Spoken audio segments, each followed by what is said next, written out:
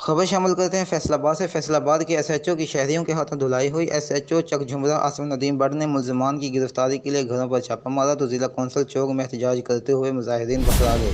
SHO की धमकी देने पर शहरियों को गुस्सा आ गया, जिसके नतीजे में एसएचओ को पिटाई लगाने लगे। एसएचओ ने भाग कर अपनी जान बचाई। दी रिपोर्टर जिशान इलियास जहान।